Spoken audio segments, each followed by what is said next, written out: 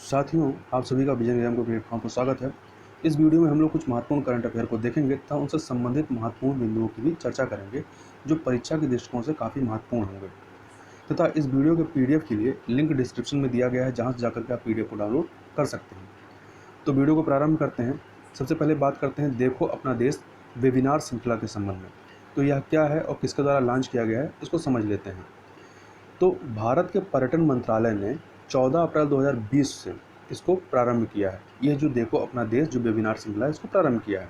तो यहाँ पर एक बात याद रखिएगा कि यह किस मंत्रालय के द्वारा प्रारंभ किया गया, तो पर्यटन मंत्रालय, क्योंकि आप कंफ्यूज हो सकते हैं कि पर्यटन मंत्रालय का है या मानव संसाधन विकास मंत्रालय का। तो याद रखिएगा पर्यटन मंत्रालय का।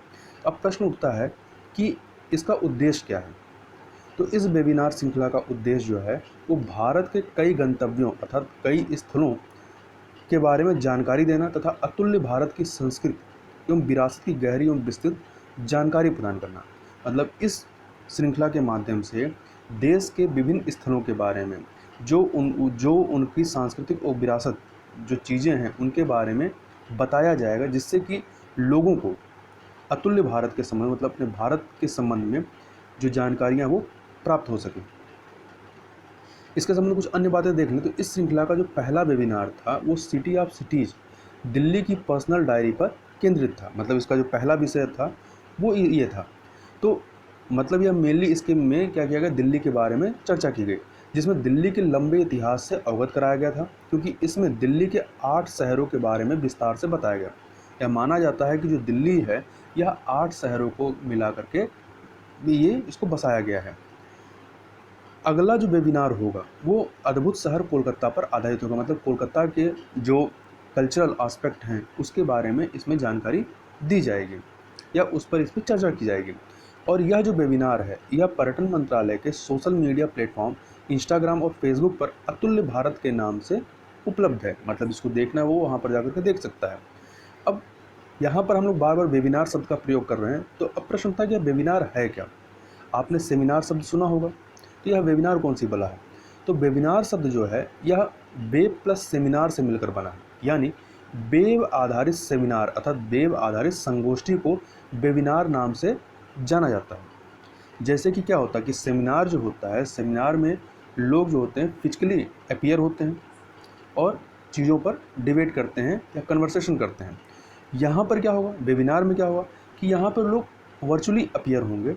तो जिस प्रकार से सेमिनार में एक दूसरे से कन्वर्सेशन करते हैं या डिबेट होता है या चर्चा होती है, उसी तरीके से यहाँ तो वर्चुअल वे में ये सारी चीज़ें की जाएंगी। कुछ अन्य चीज़ें इसमें देखें तो वेबिनार में होता क्या है कि वेब कॉन्फ्रेंसिंग तकनीकों का सहारा लेकर के सेमिनार से जुड़े क्रियाकलाप जैसे कि व्याख्यान, प्रेजेंटेशन इत्यादि को उपलब्ध कराया जाता है। मतलब जो सेमिनार में जो फिजिकली जो रिप्रेजेंट किया जाता है वो उसको यहाँ पर क्या किया जाता है, जो वेब कॉन्फ्रेंसिंग तकनीक होते हैं उनके सहारे यहाँ पर उन चीज़ों को प्रेजेंट किया जाता है। तथा यहाँ पर एक चीज़ और याद रखिएगा कि जो वेब कॉन्फ्रेंसिंग शब्द है इसका उपयोग विभिन्न ऑनलाइन सेवाओं के लिए किया जाता है। अब इस वेब कॉन्फ्रेंसिंग में आपका वेब कास्ट आ जाता है, वेबिनार आ जाता है एवं पीयर लेवल वेब मीटिंग, ये सब इसमें शामिल हो जाता है।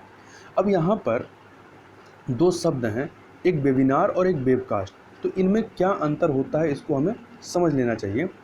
तो पहले वेबकास्ट की बात करें तो वेबकास्ट क्या होता है, जैसे कि आप रेडियो या टीवी प्रसारण की तरह देखे होंगे तो उस पर क्या कहा जाता है कि कोई धारावाहिक टेलीकास्ट किया जा रहा है या कोई मूवी टेलीकास्ट किया या मैच टेलीकास्ट हो रहा है। तो उसी तरीके से ये वेबकास्ट होता है। जैसे कि आपका जो टीवी पे कोई न्यूज़ जो होता है वो टेलीकास्ट होता है, तो क्या होता है कि आप न्यूज़ सुन सकते हैं, देख सकते हैं, परंतु आप अपनी राय उस न्यूज़ एंकर से नहीं रख सकते हैं। मतलब ये वन वे होता है। तो यही वेबकास्ट में भी यही होता है कि ये पारस्परिक आदान प्रदान का एक तरफा होता है। मतलब वेबकास्ट में जो चीज़ें वर्चुअली जो दिखाई जाएंगी, जब सुनाई जाएंगी आपको, आप वही देख सुन सकते हैं, आप अपनी राय उस पर नहीं रिप्रेजेंट कर सकते। जबकि जो वेबिनार होता है वो ज़्यादा संवादात्मक होता है। यहाँ श्रोता जो है वो वक्ता के व्याख्यान के दौरान ही अपने सवाल पूछ सकता है, अपनी राय दे सकता है। ये बिल्कुल ऐसे ही होता है जैसे कि श्रोता और वक्ता एक कमरे में बैठे हो, जैसे कि लोग आमने सामने बैठ कर चर्चा करते हैं, वैसे ही वेबिनार में होता है। ठीक है, तो ये टू वे होता है कि दोनों तरफ से एक दूसरे से बातें की जा सकती हैं। अब आगे चलते हैं, आगे बात करते हैं स्वयं प्रभा टीवी चैनल के बारे में। तो यह चर्चा में क्यों आया। तो चर्चा में इसलिए आया कि भारत सरकार का मानव संसाधन विकास मंत्रालय ने कोविड-19 से उत्पन्न चुनौतीपूर्ण स्थिति से शिक्षार्थियों या जो जो आपके छात्र हैं उनकी शिक्षा प्रभावित ना हो, इसके लिए जिनके पास इंटरनेट की पहुंच नहीं है उनको स्वयं प्रभा टीवी चैनल के माध्यम से पाठ्यक्रम से संबंधित व्याख्यान प्रसारित करेगा। क्योंकि हो क्या रहा है कि कोविड-19 की महामारी की वजह से पूरे देश में लॉकडाउन है, तो सारी शिक्षण संस्थाएं जो है वो बंद हैं। तो छात्रों की जो पढ़ाई है वो अवरुद्ध हो रही है। तो उससे निपटने के लिए यह मानव संसाधन विकास मंत्रालय ने यह पहल किया है कि जो इंटरनेट से जुड़े हैं उनको इंटरनेट के जरिए उनको विभिन्न कार्यक्रमों के द्वारा पाठ्यक्रम उपलब्ध कराया जाए, और जिनके पास इंटरनेट नहीं है उनको ये जो टीवी चैनल है या फ्री होता है दूर DTH का, तो इसके माध्यम से जो विभिन्न पाठ्यक्रम हैं वो उनको उपलब्ध कराया जाएगा। अब हम लोग थोड़ा सा बात कर लेते हैं स्वयं प्रभा की। तो जो स्वयं प्रभा ये है यह 32 DTH चैनलों का एक समूह है, और यह विभिन्न मतलब जो लोकल लैंग्वेज है उसमें ये आपको पाठ्यक्रम प्रोवाइड करेगा। तथा ये जो स्वयं प्रभा ये GSAT 15 उपग्रह का उपयोग कर 20x7 अर्थात 24 घंटे के आधार पर उच्च गुणवत्ता वाले शैक्षिक कार्यक्रमों के प्रसारण के लिए समर्पित है। और यह योजना अभी नहीं, यह स्वयं प्रभा जो टीवी चैनल लाया गया है, ऐसा नहीं कि अभी लॉन्च किया गया, इसको 2017 में ही लॉन्च किया गया था। और इस चैनल के माध्यम से कक्षा 9 से लेकर के पोस्ट ग्रेजुएट तक के जितने भी पाठ्यक्रम हैं वो यहाँ पर उपलब्ध होते हैं। तो याद रखिएगा, यदि कहीं स्टेटमेंट में आ जाए कि कक्षा 6 से लेकर के, तो ये क्राइटेरिया याद रखिए कक्षा 9 से लेकर के पोस्ट ग्रेजुएट तक का जो पाठ्यक्रम होता है वहाँ पर होता है। कुछ अन्य बातें देखें तो ये जो चैनल है, इस चैनल को Bhaskaracharya institute for space application and geo informatics जो कि गांधीनगर गुजरात में है वहाँ से जोड़ा गया है। और इस चैनल के माध्यम से NPTEL, IIT, UGC, CC, IGNOU, NCERT, NIOS द्वारा जो सामग्री होती है वो यहाँ पर उनके द्वारा प्रदान की जाएगी। तथा गांधीनगर गुजरात स्थित सूचना एवं पुस्तकालय नेटवर्क इनफ्ली नेट जो है उस जो केंद्र है इसके वेब पोर्टल का रखरखाव करेगा। तथा अब यह काम कैसे करता है, तो प्रत्येक दिन कम से कम 4 घंटे के लिए विषयवार नई सामग्री जो होती है वो अपलोड होगी, जो दिन में 5 बार इसको दोहराया जाएगा। 24 घंटे होते हैं, ठीक है, तो इसको 4-4 घंटे का होता है, तो इसको 5 बार क्या किया जाएगा, दोहराया जाएगा। तो 5 चौक 20, तो 20 घंटे लगेंगे। तो दिन में कोई भी जैसे एक पाठ्यक्रम हो वो 5 बार रिपीट होगा। तो जो छात्र होंगे अपनी सुविधा अनुसार अपने टाइम स्लॉट को चुन लेंगे कि वो किस टाइम पे उनको कंफर्टेबल है। तथा यह जो DTH चैनल है ये निम्न को कवर करेगा, कौन कौन चीज़ें, उच्चतर हायर एजुकेशन से संबंधित चीज़ों को। दूसरा स्कूली शिक्षा में कक्षा 9 से लेकर 12 तक की ये स्कूली शिक्षा लेगा, 9 से नीचे वाले स्कूली शिक्षा को नहीं लेगा। और पाठ्यक्रम आधारित जो कोर्सेस हैं उनको ये प्रोवाइड कराएगा। गौरतलब है कि जो मानव संसाधन विकास मंत्रालय है वो डिजिटल शिक्षा को बढ़ावा देने हेतु पहले से ही study webs of active learning for young aspiring minds portal का संचालन कर रहा है, जिसको शॉर्ट में हम लोग स्वयं के नाम से जानते हैं। तो इस पोर्टल का संचालन कर रहा है। अब हम लोग थोड़ा सा बात कर लेते हैं सूचना एवं पुस्तकालय नेटवर्क अर्थात इन्फीलिव नेट अर्थात इंफॉर्मेशन लाइब्रेरी नेट केंद्र के बारे में। तो यह गुजरात के गांधीनगर में स्थित मानव संसाधन विकास मंत्रालय के अंतर्गत भारत के विश्वविद्यालय अनुदान आयोग अर्थात UGC का एक स्वायत्त अंतर विश्वविद्यालय केंद्र है। तो याद रखिएगा ये UGC के अंतर्गत आता है। अब हम लोग आगे चलते हैं, आगे बात कर लेते हैं गूगल फंड फॉर जर्नलिस्ट के संबंध में। तो पत्रकारों के लिए जो है गूगल फंड बनाया गया है गूगल के द्वारा। तो यह क्या है इसको समझ लेते हैं। तो गूगल ने एक आपातकालीन फंड या इमरजेंसी फंड लॉन्च किया है लोकल न्यूज़ आउटलेट्स की मदद करने के लिए जो कोविड-19 महामारी की वजह से लगे लॉकडाउन से बुरी तरह प्रभावित हैं। तो ये जो लोकल न्यूज़ आउटलेट्स होते हैं ये स्थानीय स्तर पर जो सही खबरें होती हैं वो उनको पहुंचाते हैं। चूँकि इनका बिजनेस होता है छोटे स्तर पर चलता है, इसलिए लॉकडाउन की वजह से इनको जो है विज्ञापन मिल नहीं रहे, क्योंकि इनका जो पूरा खर्चा होता है, जो राजस्व की इनका सोर्स होता है वो विज्ञापन बेस होता है। तो चूँकि लॉकडाउन की वजह से इनको विज्ञापन मिल नहीं रहे हैं, तो इसलिए इनके सामने क्या है, संकट उत्पन्न हो गया। तो अब यह जो गूगल के द्वारा यह जो इमरजेंसी फंड बनाया गया है, तो इस आपातकालीन फंड से उनको मदद दी जाएगी, जिससे वो इस संकट के समय में भी स्थानीय समुदायों तक खबरों को पहुंचाने का कार्य जो है वो सुचारू रूप से कर सकें। तो ये चीज़ें यहाँ पर थी। तो याद रखिएगा कि गूगल फंड जो है किस चीज़ के लिए है। आगे बात कर लेते हैं थिसर पूरम त्यौहार के बारे में। अब यह थिसर पूरम त्यौहार कहाँ का है, तो इसके बारे में देख लेते हैं। तो यह त्यौहार जो है 3 मई को आयोजित होना था, जिसे पहली बार स्थगित कर दिया गया। पहली बार स्थगित करने का मतलब है कि जब से यह त्यौहार मनाया जा रहा है, तो इस त्यौहार के इतिहास में पहली बार ऐसा समय आया है जब इस त्यौहार को स्थगित किया गया। स्थगित क्यों किया गया? क्योंकि जो कोरोना महामारी है या कोविड-19 की जो महामारी, उसकी वजह से पूरे देश में लॉकडाउन किया गया है और सोशल डिस्टेंसिंग को फॉलो किया जा रहा है, या उसको कहें फिजिकल डिस्टेंसिंग को फॉलो किया जा रहा है। उसी के लिए इस त्यौहार को स्थगित किया गया है। और यह जो है यह केरल में मनाया जाता है। और इस त्यौहार इस त्यौहार को सभी त्यौहारों की माँ भी कहा जाता है। और यह त्यौहार जो है वो 7 दिनों तक चलता है और इसे मलयालम माह मेदाम में मनाया जाता है। जो मलयालम माह का जो महीना होता है मेदाम, उस महीने में यह मनाया जाता है और 7 दिनों तक यह चलता है। और इसे क्या कहते हैं? सभी त्योहारों की माँ कहते हैं। और यह जो है यह त्यौहार जो 18वीं शताब्दी से इस त्यौहार को मनाया जाता रहा है, अर्थात इसका जो इतिहास है वो 200 साल पुराना इतिहास मिलता है।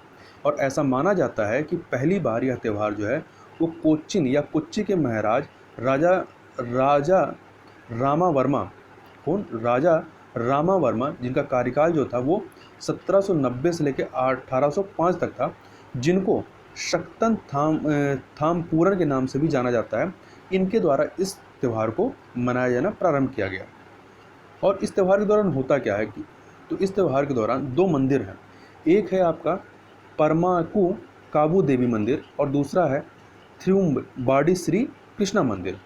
तो इन 2 मंदिरों से यात्रा निकाली जाती है। तो इसमें क्या होती है? हाथियों की 2 टीमें शामिल होती हैं और लोगों का विशाल जनसमूह शामिल होता है। और ये जो हाथियों की जो टीमें होती हैं ये आपस में कम्पीट करती हैं। कम्पीट किस लिए करती हैं कि ये जो 7 दिनों तक जो ये आयोजन चलता है, तो विभिन्न तरह के इसमें कार्यक्रम होते हैं। तो इनमें से इन दोनों में कम्पीट होता है कि ये कौन सबसे पहले इसको पूरा करते हुए एक जो मेन मंदिर है जिसका नाम है वादा कुनाथन मंदिर, जो कि भगवान शिव का है। चूँकि यह त्यौहार जो यहाँ पर समापन होता है, तो कौन सबसे पहले चीज़ों को पूरा करते हुए यहाँ पर पहुँचता है, इसके लिए दोनों टीमों में कम्पीट होता है। आगे बात कर लेते हैं कलर कोडिंग की। तो कलर कोडिंग क्या है इसको समझ लेते हैं। तो सरकार ने देश के सभी जिलों को 3 वर्गों में वर्गीकृत करने का निर्णय लिया है। जो कोविड-19 महामारी फैली उसके प्रकोप को देखते हुए कि कहाँ पे कितना प्रकोप हो, उस प्रकोप के लिए जो जितने भी ज़िले हैं उनको वर्गीकृत किया जा रहा है। अब कौन कौन से? पहला है हॉट स्पॉट, जिसको रेड जोन कहते हैं। दूसरा है नॉन हॉट स्पॉट, जिसको नारंगी या ऑरेंज जोन कहते हैं। तीसरा है ग्रीन जोन। तो स्वास्थ्य मंत्रालय के द्वारा 170 हॉट स्पॉट जिले, 207 नॉन हॉट स्पॉट जिले और 359 जो है ग्रीन जोन जिलों के रूप में चिन्हित किया गया। और यह संख्या जो है वो आगे मतलब क्या होगी, लगातार बदलती रहेगी। जैसे जैसे केसेस आते जाएंगे या केसेस कम होते जाएंगे, वैसे वैसे इनकी संख्या परिवर्तित होती जाएगी। अब कुछ और चीज़ें देख लें। अब यह कलर कोडिंग का उद्देश्य क्या है, मतलब क्यों किया जा रहा है? तो इसको लाया इसलिए गया क्योंकि जो कोरोना महामारी है इसकी वजह से पूरे देश में लॉकडाउन कर दिया गया। अब लॉकडाउन की वजह से क्या हुआ कि सारी जो आर्थिक गतिविधियां हैं वो सारी की सारी ठप्प हो गई। तो अब यह किया जा रहा है कि पूरे देश को लॉकडाउन करने से बेहतर है कि जिन जगहों पर ये कोरोना वायरस की महामारी नहीं है या जहाँ पर वैसे केसेस नहीं हैं उनको ओपन किया जाए और वहाँ पर विभिन्न प्रकार की जो आर्थिक गतिविधियाँ हैं या जो क्रियाकलाप हैं उनको प्रारंभ किया जाए। और जहाँ पर कोरोना वायरस के सबसे ज़्यादा प्रकोप है उन पर क्या किया जाए, मेन फोकस किया जाए और उनको कई तरह से उसको टारगेट किया जाए। तो इसका यहाँ पर यही उद्देश्य है कि जहाँ पर कोरोना वायरस का कोई भी केस या मामला नहीं आया है उनको लंबे समय तक लॉकडाउन में रखने का कोई मतलब नहीं निकलता है। ऐसे जगहों पर धीरे धीरे आर्थिक गतिविधियों को प्रारंभ करने की आवश्यकता है और जो हॉट स्पॉट हैं वहाँ विशेष ध्यान देने की आवश्यकता है। अब हम लोग बात कर लेते हैं ये जो 3 वर्ग बनाए गए हैं इन वर्गों में रखे जाने का, कि विभिन्न जिलों को रखे जाने का क्राइटेरिया क्या है, कि किस क्राइटेरिया के माध्यम से इनमें इनको रखा जाएगा। तो सबसे पहले बात कर लेते हैं हॉट स्पॉट जोन या रेड जोन के बारे में। तो इसमें जो क्राइटेरिया उनके हिसाब से देख लें, तो देश के वे जिले जिन्होंने कुल मामलों में 80% मामलों का योगदान किया है, उन जिलों को इसके अंतर्गत रखा जाएगा, हॉट स्पॉट जोन के अंतर्गत। दूसरा, किसी राज्य के वे जिले जिन्होंने उस राज्य के कुल मामलों के 80% का योगदान किया है, उन जिलों को भी इसमें शामिल किया जाएगा। तीसरा, यदि किसी जिले में 6 से ज़्यादा मामले रिपोर्ट हुए हैं तो उनको भी इसमें शामिल किया जाएगा। तथा यदि किसी जिले में 15 से ज़्यादा मामले रिपोर्ट हुए हैं तो यह माना जाएगा कि उस जिले में कोविड-19 का आउटब्रेक देखने को मिल रहा है, मतलब कि वहाँ पर कंडीशन ज़्यादा सीवियर है। इसके अलावा वे जिले जहाँ कोविड-19 के मामले 4 दिन से कम समय में दोगुना हो जा रहे हैं, मतलब मान लीजिए कि आज क्या है 4 केसेस हैं और 4 दिन से कम में, मतलब 3 दिन में ही हो जा रहे हैं, ये 8 हो जा रहा है, दुगना हो जा रहा है। तो इन ऐसे जिलों को भी क्या किया जाएगा, हॉटस्पॉट जोन में रखा जाएगा। अब जो दूसरे कैटेगरी है नॉन हॉटस्पॉट जोन, जिसको नारंगी जोन नाम दिया गया है या ऑरेंज जोन। तो यदि किसी हॉटस्पॉट जिले में 14 दिनों तक कोविड-19 का कोई नया मामला नहीं आता है तो उन जिलों को इस वर्ग में रखा जाएगा। अब ग्रीन जोन कौन होंगे, तो नॉन हॉटस्पॉट जोन या नारंगी जोन के वे जिले जहां 14 दिनों तक कोविड-19 का कोई मामला नहीं आता है, उनको ग्रीन जोन में कर दिया जाएगा। ये पूरी कलर कोडिंग थी। अब आगे बात कर लेते हैं सिविल डिफेंस वॉलंटियर्स के संबंध में। तो ये सिविल डिफेंस वॉलंटियर चर्चा में क्यों आए, तो 50,000 से अधिक सिविल डिफेंस वॉलंटियर ज़मीनी स्तर पर स्थानीय प्रशासन के साथ, ग्राउंड लेवल पर जो लोकल एडमिनिस्ट्रेशन है उनके साथ मिलकर विभिन्न प्रकार के कार्य कर रहे हैं, जिससे कोविड-19 की महामारी के प्रसार को रोका जा सके। तो चूँकि इस समय जो लॉकडाउन चल रहा है, तो इस लॉकडाउन में क्या है कि जो स्थानीय प्रशासन है उसके पास बहुत सारे कार्य हैं। बहुत सारे कार्य कैसे क्या है कि विभिन्न प्रकार की सेवाएं लोगों तक पहुंचाना, या जो जिनको क्वारंटाइन किया गया है उनको ट्रैक करना, उन पर निगरानी रखना, ये सारी चीज़ें, इस तरह से बहुत सारी चीज़ें उनको स्थानीय प्रशासन को करना होता है। परंतु स्थानीय प्रशासन के पास क्या है, मैन पावर की कमी है। तो इस मैन पावर की कमी को पूरा करने के लिए या उनको असिस्टेंस प्रोवाइड करने के लिए ये जो सिविल डिफेंस वॉलंटियर हैं इनको इनके साथ जोड़ा गया है। अभी हाल ही में इन वॉलंटियर्स को विभिन्न राज्यों में डिप्लॉय अर्थात भेजा गया है। अब यहाँ पे एक चीज़ और ध्यान रखिएगा कि इनको, ये जो सिविल डिफेंस वॉलंटियर होते हैं, इनको डीएम अर्थात डिस्ट्रिक्ट मजिस्ट्रेट के निर्देश पर स्थानीय प्रशासन को विभिन्न कार्यों में मदद के लिए भेजा जाता है। तो यदि यह आ जाए किसके निर्देश पर भेजा जाता है, तो डीएम के या जिलाधिकारी के निर्देश पर इनको भेजा जाता है। और ये लोग जो होते हैं ये सिविल डिफेंस एक्ट के जो है, इस एक्ट के माध्यम से ऑपरेट या संचालित किए जाते हैं इनको।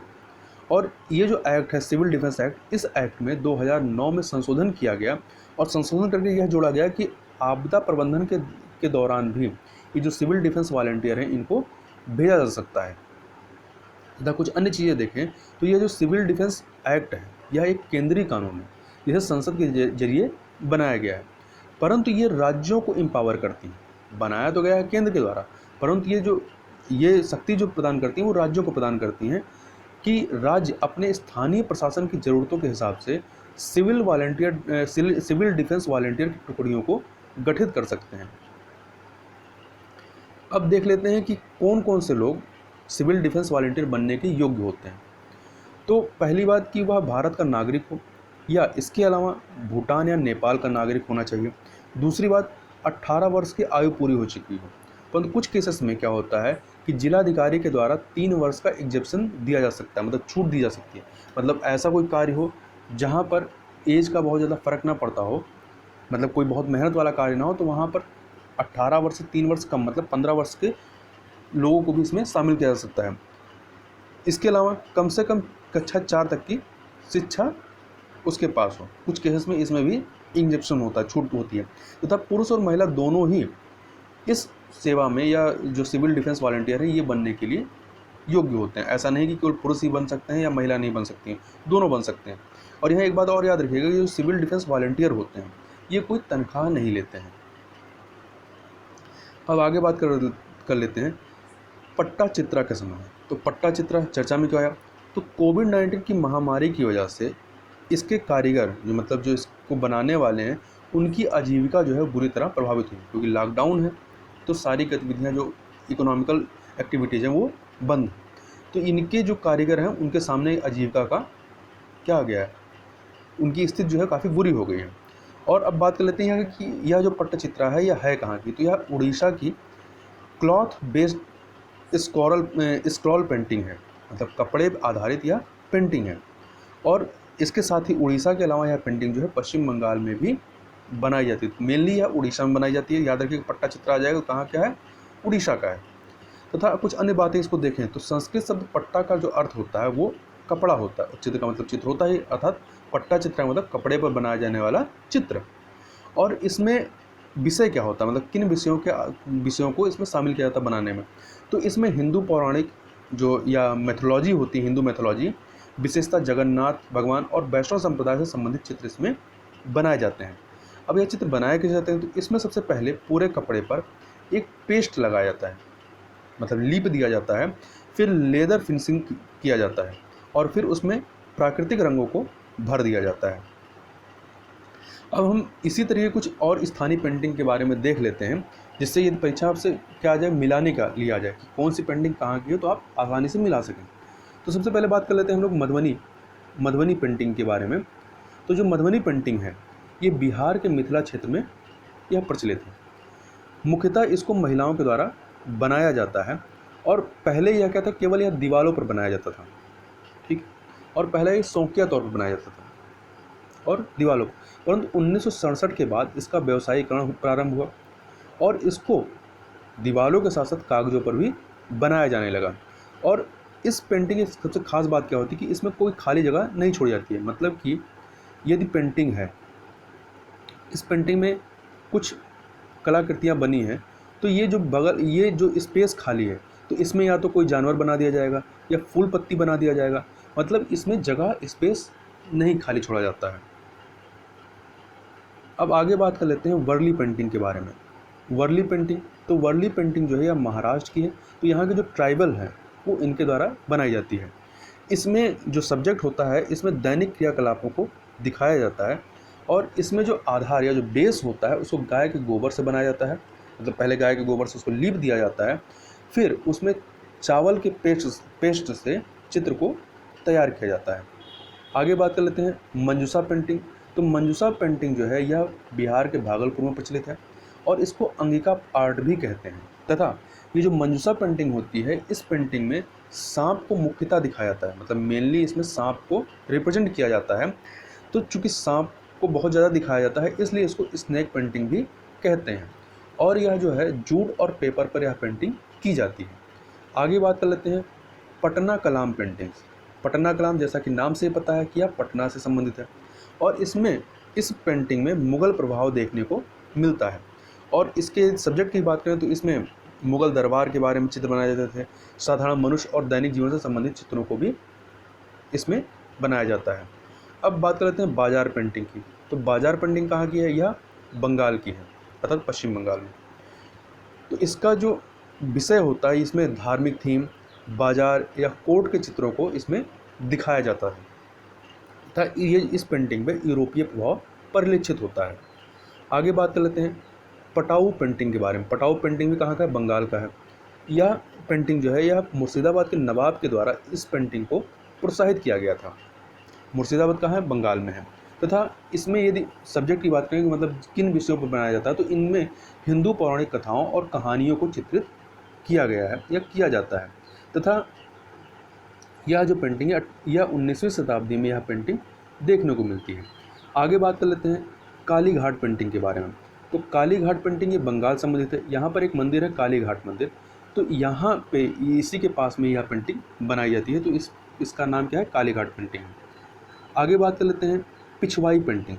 पिछवाई पेंटिंग कहाँ का है, तो यह राजस्थान का है और यह एक मंदिर कला है अर्थात टेम्पल आर्ट है और इसमें कपड़े पर राधा कृष्ण इत्यादि को चित्रित किया जाता है।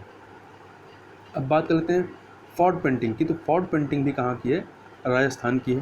तथा कलमकारी पेंटिंग, तो कलमकारी पेंटिंग जो है यह आपकी कहाँ से संबंधित है, तो यह दक्षिण भारत से संबंधित है और यह साड़ी पर इस पेंटिंग को किया जाता है और इस पेंटिंग में रामायण तथा महाभारत की पौराणिक कहानियों को प्रदर्शित किया जाता है।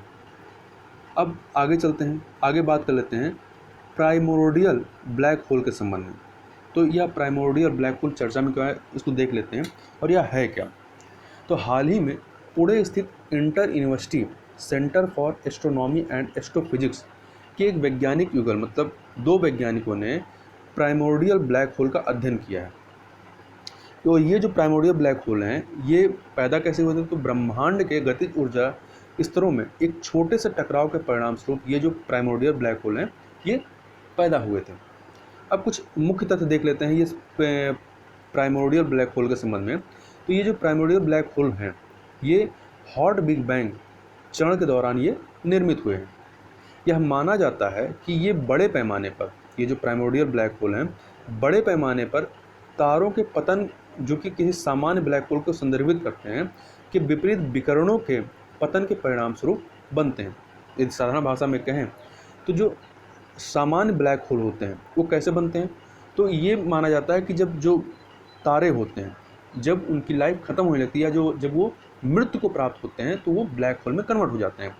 परंतु ये जो प्राइमोर्डियल ब्लैक होल हैं ये कैसे बनते हैं, तो ये जब विकिरणों का पतन होता है उसके परिणाम स्वरूप ये बनते हैं। मतलब ये ये उससे अलग होते हैं सामान्य ब्लैक होल से।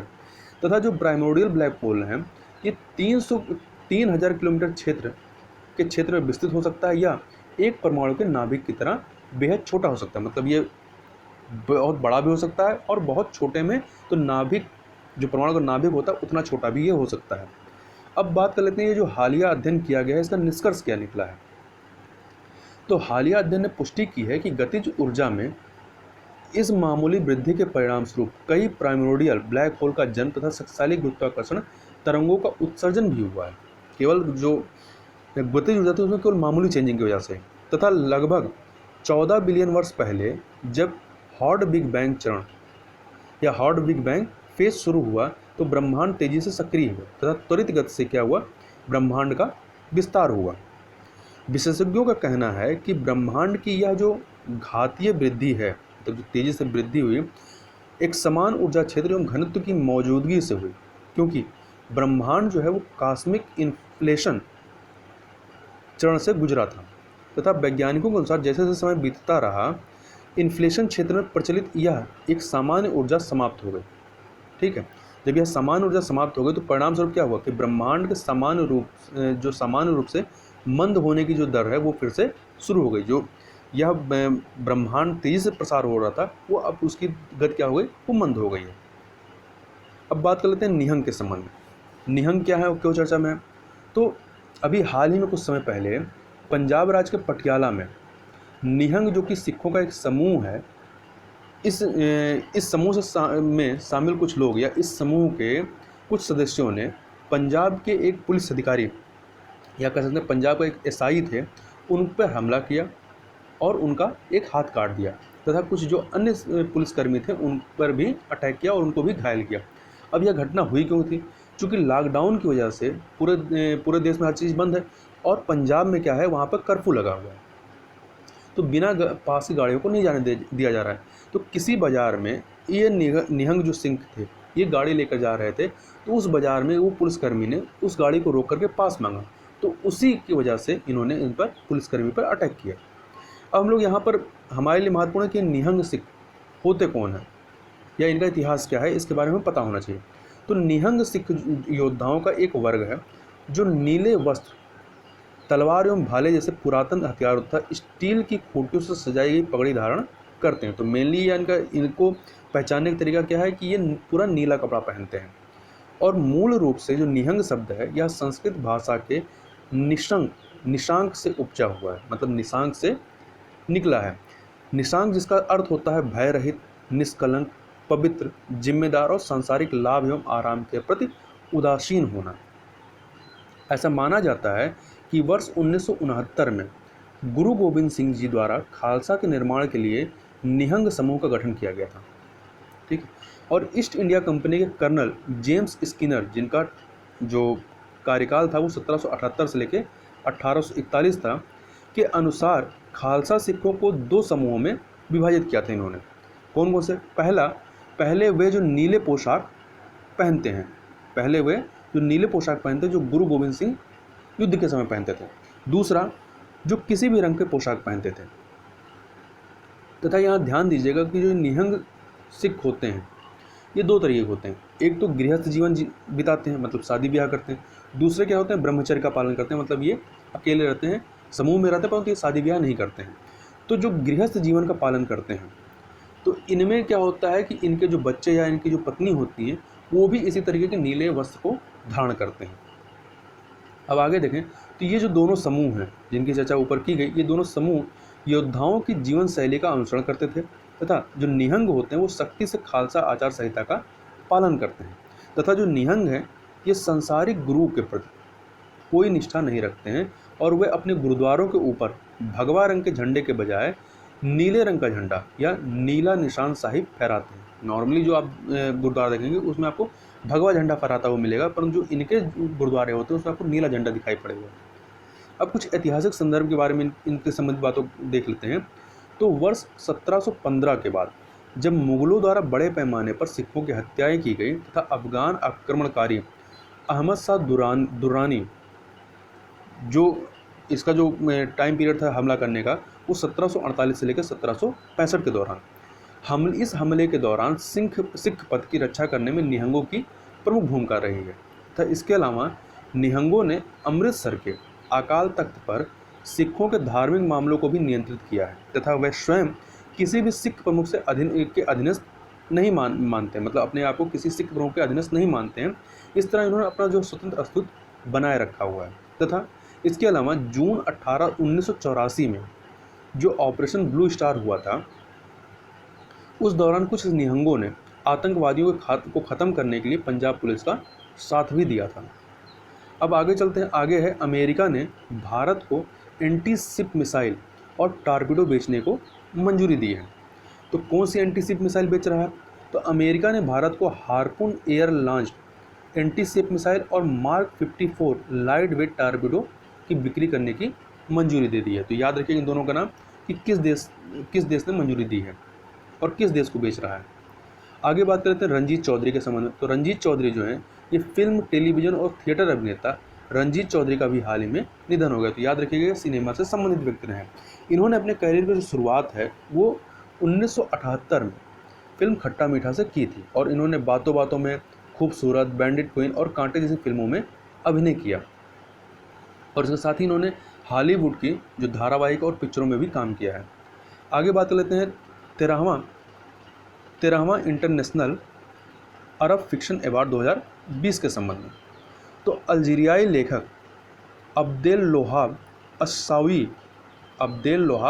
अश्शावी को उनके उपन्यास द स्पार्टन कोड के लिए यह जो पुरस्कार दिया गया है और इन्हें पुरस्कार के रूप में $50,000 अमेरिकी मिलेंगे और अंग्रेजी अनुवाद करने के लिए धन उपलब्ध कराया जाएगा। अब इस पुस्तक के बारे में थोड़ा बात कर लेते हैं। तो द स्पार्टन कोड यह एक ऐतिहासिक उपन्यास है जो अल्जीरिया में हुए ऑटोमान और फ्रांसीसी औपनिवेशिक शक्तियों के बीच शक्ति संघर्ष से संबंधित है, जिसमें 19वीं शताब्दी 1815 से लेकर 1833 की शुरुआत में, मतलब 19वीं शताब्दी की शुरुआत में अल्जीयर्स में 5 पात्रों के जीवन को जोड़ता है। अब अल्जीरिया कहाँ पे? तो यह दक्षिण अमेरिका का एक देश है। अब इस पुरस्कार के बारे में देख लें तो इंटरनेशनल अरब फिक्शन अवार्ड, तो यह अरब जगत में दिया जाने वाला सबसे प्रतिष्ठित और महत्वपूर्ण साहित्यिक पुरस्कार है। यह पुरस्कार लंदन के द बुकर प्राइज इंटरनेशनल के सहयोग से दिया जाता है, जिसे संस्कृत और पर्यटन विभाग अबू धाबी के द्वारा वित्त पोषित फंडिंग इसके द्वारा प्रोवाइड की जाती है। आगे बात कर लेते हैं एडिसन पुरस्कार के बारे में। तो एडिसन पुरस्कार, टाटा पावर ने सामाजिक नवाचार के लिए यह पुरस्कार जीता। तो याद रखिएगा एडिसन पुरस्कार किसने जीता है? टाटा पावर ने। किसके लिए? सामाजिक नवाचार के लिए। तो कंपनी ने यह पुरस्कार अपने club energy #switch off to switch on अभियान के लिए जीता है। तथा जो टाटा पावर है यह भारत की सबसे बड़ी एकीकृत बिजली कंपनी है। अब इस एडिसन अवार्ड के बारे में देख लें तो इस पुरस्कार की जो शुरुआत है वो 1987 में थॉमस अल्वा एडिसन, जिन्होंने बिजली के बल्ब का आविष्कार किया था, और इनका जो टाइम पीरियड था वो कब तक था? 1847 से लेकर 1931 तक, मतलब 1847 में पैदा हुए थे, 1931 में इनकी मृत्यु हुई थी। इनकी स्मृति में इस पुरस्कार को प्रारंभ किया गया। एडिसन अवार्ड जो है यह दुनिया भर के सर्वश्रेष्ठ नवाचारों और इनोवेटर्स को सम्मानित करने के लिए यह पुरस्कार दिया जाता है। साथ ही यह नए उत्पाद और सेवा विकास, विपणन, डिजाइन और नवाचार में उत्कृष्टता को सम्मानित करने के लिए भी दिया जाता है तथा जो विजेता हैं उनको 4 मानदंडों के आधार पर चुना जाता है। कौन से 4 मानदंड? संकल्पना, मूल्य, वितरण और प्रभाव। अब यहाँ पर लास्ट में हम लोग एक प्रश्न देख लेते हैं। तो प्रश्न है कि रासायनिक हथियार निषेध संगठन OPCW के संदर्भ में निम्न कथनों पर विचार कीजिए। तो यहाँ आपको 2 कथन दिए गए हैं, आपको दोनों कथनों में से कौन से कथन सत्य हैं वो चुनना है। पहला है, यह संयुक्त राष्ट्र संघ के अधीनस्थ इकाई है जो रासायनिक हथियार अभिसमय CWC के प्रावधानों को क्रियान्वित करता है। दूसरा, भारत ने संधि पर हस्ताक्षर तो किए हैं लेकिन रासायनिक हथियार अभिसमय की पुष्टि नहीं की है। तो हमें इन दोनों में से सही कथनों को चुनना है कि केवल एक सही है या दूसरा केवल सही है या दोनों सही है, दोनों सही नहीं है। तो यहाँ पर जो पहला कथन है वह जो है गलत है क्योंकि यह संयुक्त राष्ट्र संघ के अधीनस्थ इकाई नहीं है। दूसरा, भारत ने संधि पर हस्ताक्षर किए हैं और साथ ही जो रासायनिक हथियार अभिसमय की है उसकी पुष्टि भी की है, तो इस प्रकार से यह भी गलत हो जाता है। तो यहाँ पर आपका डी ऑप्शन जो है वो सही हो जाएगा। अब थोड़ा सा स्पष्टीकरण देख लें। तो जो रासायनिक हथियार निषेध संगठन है या इसको इंग्लिश में कहें तो organisation for the provision of chemical weapons OPCW, यह संयुक्त राष्ट्र संघ द्वारा समर्थित एक स्वतंत्र संस्था है। याद रखिए समर्थित है, इसके अधीनस्थ नहीं है, अर्थात यह UN से स्वतंत्र है। तो यहाँ ध्यान रखिएगा कि यह UN के अंतर्गत नहीं आती, केवल इससे समर्थन प्राप्त करती है तथा यह रासायनिक हथियार कन्वेंशन या इंग्लिश में कहें तो केमिकल वेपन कन्वेंशन CWC के प्रावधानों को क्रियान्वित करती है, यह जो संगठन है। तथा भारत ने संधि पर हस्ताक्षर करने के साथ साथ रासायनिक हथियार अभिसमय की पुष्टि भी की है, जबकि इजराइल एकमात्र ऐसा देश है जिसने संधि पर हस्ताक्षर किए हैं लेकिन CWC जो ये रासायनिक हथियार कन्वेंशन है इसकी पुष्टि नहीं की है।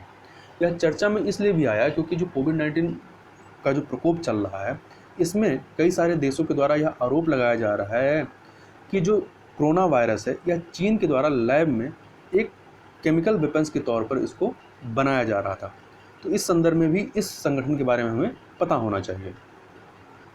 तो यह कुछ महत्वपूर्ण करंट अफेयर थे जिनको हमने यहाँ पर देखा। तो इस वीडियो में बस इतना ही। तो मिलते हैं नेक्स्ट वीडियो में, तब तक के लिए बहुत बहुत धन्यवाद।